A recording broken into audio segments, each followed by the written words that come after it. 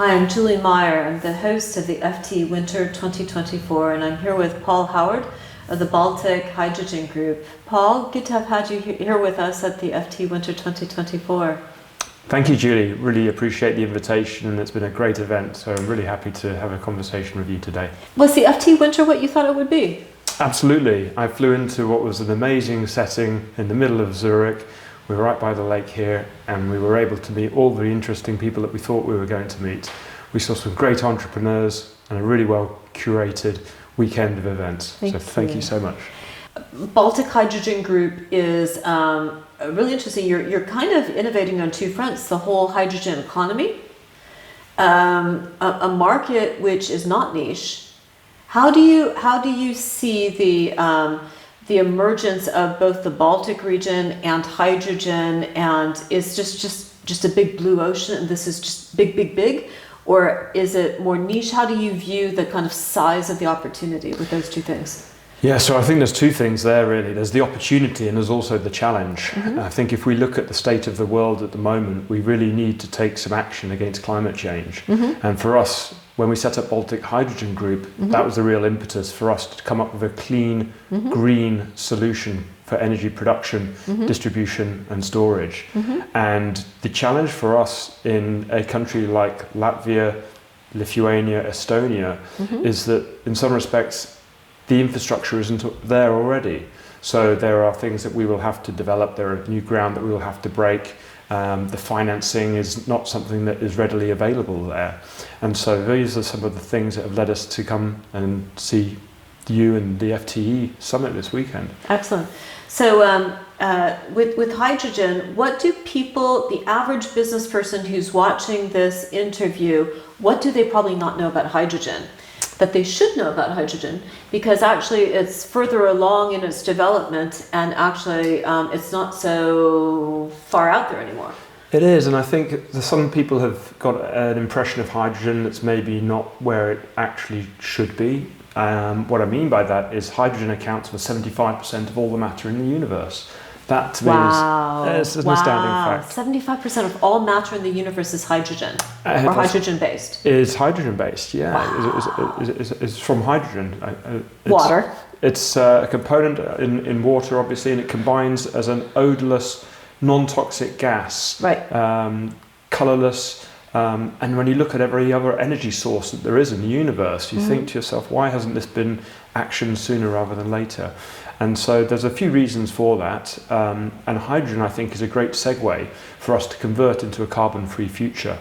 Not only is it an easily accessible source because we can break it down from water, but what we can do with hydrogen is we can store it and we can use that to transport and create into other molecules or rather chemicals. And for me that's really interesting, whether it's ammonia or whether it's a synthetic aviation fuel, whether it's the gas hydrogen, that can be put into household plumbing, into household pipes that we use for burning, for cooking in certain concentrations. It can be put into the airline fuels without any major modifications, and it can be there as a storage vehicle for us to transport energy in a world where we really need a carbon-free solution. Now, you spoke about that in your keynote, Riga Airport and synthetic fuel oil. I mean, this is huge, what you're doing there. Just talk about that for just a moment, because I think, I don't think I'd ever heard of synthetic fuel oil. I've been to Riga once. How did that happen? And is that just a kind of a template of what's to come? I think when we looked at the company, we realized how important it was to have a flagship project with a flagship internationally recognized client. Yes. And Riga International Airport have a requirement to reduce their carbon footprint. Now there's two ways to do that. They can convert their ground handling fleets into hydrogen vehicles. Yes. And they can also use it as a fuel for the airliners. Yes. For example, Riga Air is one of the popular airlines that they have on the airport. Yes. In addition to that, the airport has demand for hydrogen. And so by leveraging their needs against what we're able to produce, our company is able to, for every kilogram of hydrogen that we make, guarantee an offtake agreement with the airport. who are a recognised long-term buyer of hydrogen and willing to enter into a long-term contract with us. Wow. Now I know, and I won't say it, but I know some of your investors. These are big names. Big names in the green transition. You should be super proud. Really, I think you've done an outstanding job of bringing investors into the firm. And you've got some interesting, I think, pension funds. I mean, big money, Paul. So we're really excited that we've had a really, I think, interesting group of people approach us. Yeah. And what I mean by that is people who are very hands-off with the development and also people who want to get really involved with it. And for us as a young company, we're looking to partner with those types of people from across the spectrum. Some with experience, some without experience, some looking for a return on revenue, some looking to change the world. And we think that that combination of people who are, see the vision, can make a small change in what is a big global problem. Excellent. There's many different ways of kind of winning. Typically, there's many different entrepreneurs that will be trying to solve the management team. Do you ever look at outside of the strategy that you've gone after and say we should be doing this, or do you feel that you're just straight on track, you're very focused, or do you wish that you had, I don't know, more people on the team or more or just how do you feel about the strategy right now? Are you just like really you got a tiger by the tail, or? Well, when I did my MBA, one of the things I learned was just the diversity of inputs that a successful company needs. Yes. I remember there were people in my group who I thought I would never work with them, I'll never be a friend of theirs, and 2 years later they're coming to my wedding. It was a really interesting, diverse mix of people, both for me that I met in the last 3 years and also in running the company. I'm not a CEO, that's not something I aspire to be, but we've got a great CEO in place who's got 20 years of engineering experience, working with international teams of people, who speaks the local language, and him, our COO, our CFO has 30 years experience. This is a team that has got a unique value proposition in this space. Our head of engineering is somebody who is the only person in the Baltics with 6 years of experience with hydrogen. And that is unique. All said, we welcome more people into the team. We would love to work with many of the people who we met here this weekend.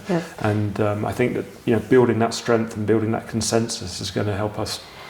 People are definitely interested in Baltic Hydrogen Group here, and there was an interesting interesting energy tech focus to the FT Winter this year, and Switzerland is a pioneer and an innovator in that space for sure, not only because of the natural beauty and the desire to keep it that way with an environmental friendly, sustainable focus on energy.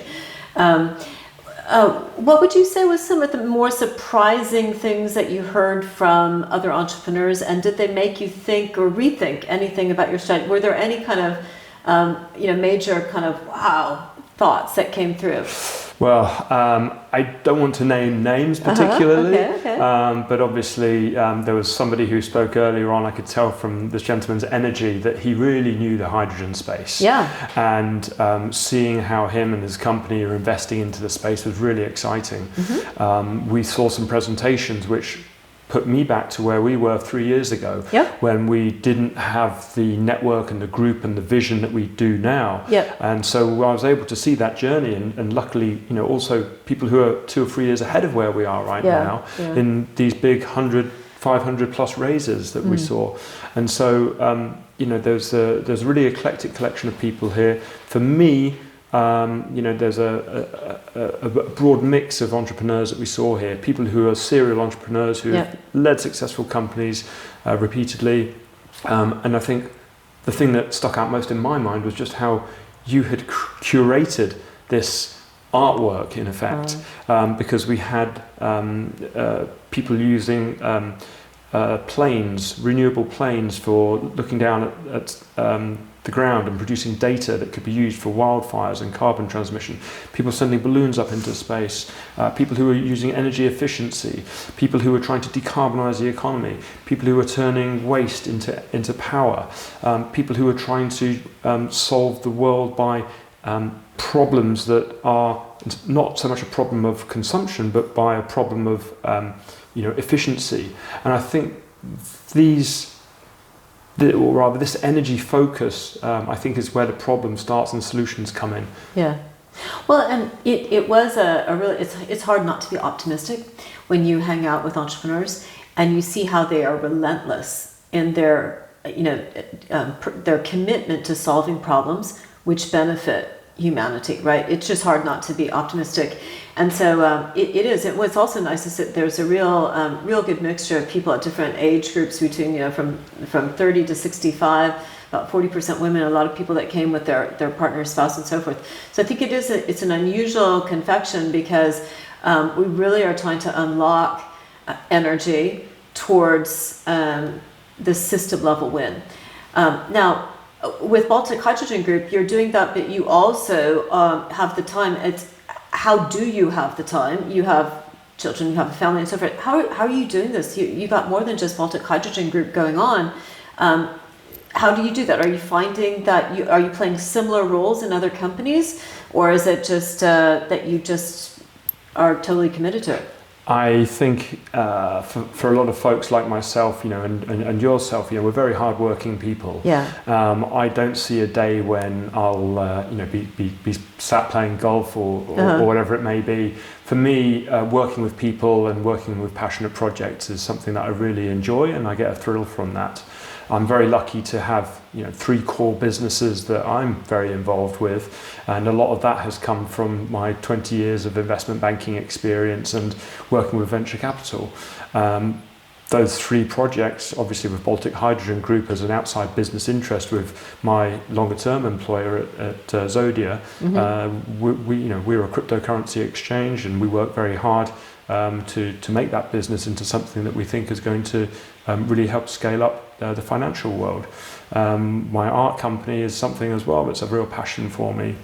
And I think when you're passionate about something, you always find the time for it. And luckily I've been blessed with 2 wonderful children who I'm also passionate about spending time with. And in addition to that, I do a lot of exercise and enjoy the gym, and very fortunate, I think, to have this time where I can leverage all of these things and enjoy life. Entrepreneurs that have never raised capital before sometimes don't know how difficult it is. And you see some really great people that get in and they really have they've got the problem solved and they've got this, and then they have, they can't just bootstrap it and so forth. You've gone through that many times now. How do you think that the FTE, and was this an environment that helped, do you think, some of the people that came in as their first investment round and so forth? Or for you, was it when you think back to the very first time that you got a company funded, which was yours, or that you were one of the senior people of the management team? What is it like? Is it, and how do you think there's just no other way to do it than to do it? Or do you think that you can get coached through it? It's a difficult one, isn't it? And I think depending on how the economy is and how free money is an external factor none of us can control. Some of us are lucky enough to walk into a room and have a connection with somebody that lets that opportunity grow. Some of us can, work hard for 3-5 years and the company runs dry. So a few factors at play. I think the way that the FTE has helped is to bring a diverse collection of people together who are interested in different projects. And they've also come from different geographies. So we had American investors, we had European investors. We had some people from Southeast Asia, and I think that helps create appeal amongst different groups. But I think overall, to answer your question about how that can be further helped through FTE, I think consultation part of what you do here is going to become increasingly important. Being able to support people on their journey, whether it's feedback on a deck, help with financing, recommending somebody, having a connection here. Have you thought about this business stream? Have you looked at this revenue? And I thought one of the things that might be helpful is at the end of the seminars, perhaps once a day, we break out into just a free talk session, and we look at each other's business plans and we say, hey, have you thought about doing this with hydrogen? Have you thought about making ammonia with it? Have you thought about doing this and that? That would be interesting, because often we're so, as entrepreneurs, boxed into a way of thinking about our company. It'd be like, I didn't think of that. So structuring the bilateral discussion such that more of that can happen where other people can benefit from it. I know the conversations were happening, but happening it more in an open so that people can share those ideas. That's a really great idea. What do you know about Switzerland and Zurich today that surprised you? I know you probably hear many times as an investment banker. What did you learn about Switzerland this trip?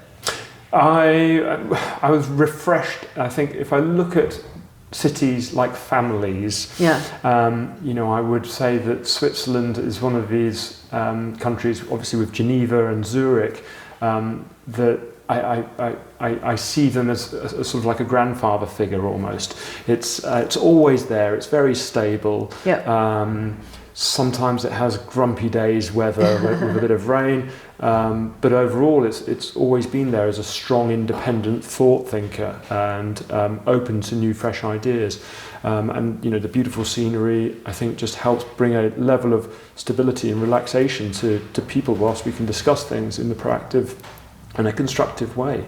The differences between here and Geneva, I feel, is probably a little bit like Abu Dhabi and Dubai, perhaps. It feels to me that there's a lot more international financing going on in Geneva, whereas Zurich seems to be a lot more family-friendly focused. Yeah, excellent. Yeah. Well, listen, will you come back? Absolutely. Yeah. Not just coming back, but I want to be at the next event in the summer, of course. Fantastic. Listen, Paul, it was wonderful to have your contribution and your presence. You were great on stage and really helped to open up the hydrogen opportunity enormously for us. Thank you so much. This concludes our conversation with Paul Howard, CIO at Baltic Hydrogen Group here at the FTE Winter 2024.